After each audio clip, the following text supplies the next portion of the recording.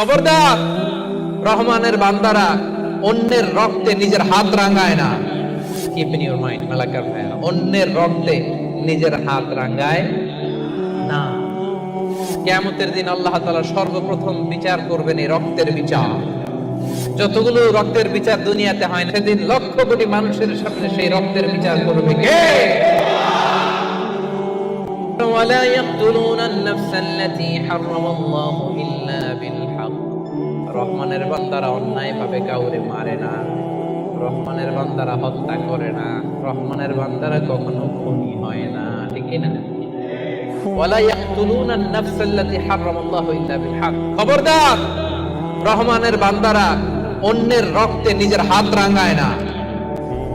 Keep in your mind Malakar ভাইয়া, অন্যের রক্তে নিজের হাত রাঙায় না। ওয়ালা ইয়াকতুলুনান নাফস, আল্লাহ নাফস শব্দ ব্যবহার করেছেন। প্রাণ হত্যা করে না, মানুষকে মারে না রহমানের বান্দারা। কোন প্রাণ হত্যা করে না, মানুষকে মারে না, প্রাণ বিনাশ করে না। এর কারণ মানুষ সব বানাতে পারে, প্রাণ বানাতে পারে না। কথা বলেন, মানুষ কম্পিউটার বানাতে পারে, মানুষ রকেট বানাতে পারে, মানুষ প্লেন বানাতে পারে। মানুষ কি তার মতো আরেকটা মানুষ বানাতে পারে? যেটা আপনি পারেন না এটারে আপনি শেষ করবেন কেন? যেটা আমি বানাতে পারি না সেটা আমি কেটে নিতে পারি? এজন্য খবরদার, রহমানের বান্দারা খুনি হয় না, অন্যের রক্তে নিজের হাতকে রাঙায় না, এটা বড় মহাপাপ।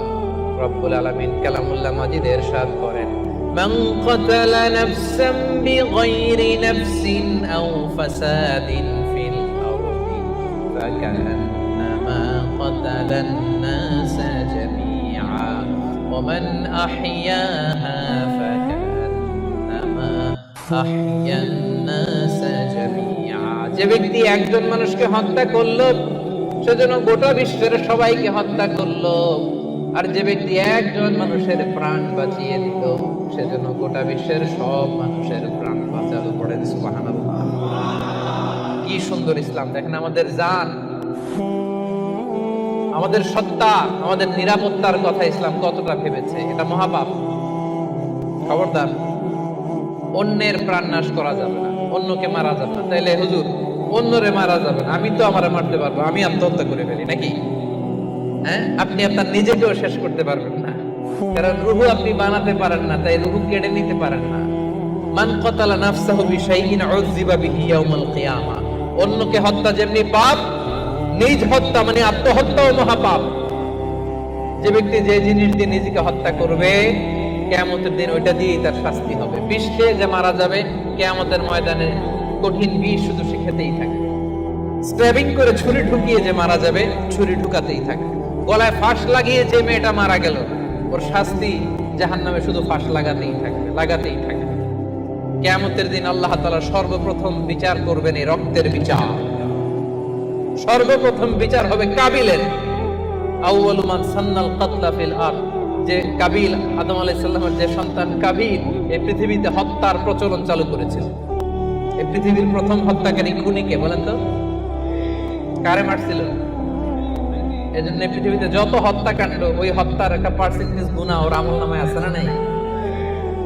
কিয়ামতের দিন আল্লাহ দুইটা বিচার দিয়ে শুরু করবেন। হাক্কুল্লাহ, আল্লাহর হকের প্রথম বিচার হলো নামাজ, আর হাক্কুল ইবাদ, বান্দার হকের প্রথম বিচার হলো রক্তের বিচার। রক্তের বিচার, যতগুলো রক্তের বিচার দুনিয়াতে হয় না, আল্লাহ সেদিন করবেন। এই পৃথিবীতে গুম আছে না নাই? বাংলাদেশের নিউজে শোনেন না, গুম করে ফেলছে, খুন করে ফেলছে, বস্তাবন্দি করে ফেলে দিয়ে আসছে। আহা, দুনিয়ার কেউ দেখে নাই, কোনো প্রমাণও নাই। সেদিন লক্ষ কোটি মানুষের সামনে সেই রক্তের বিচার করবে কে?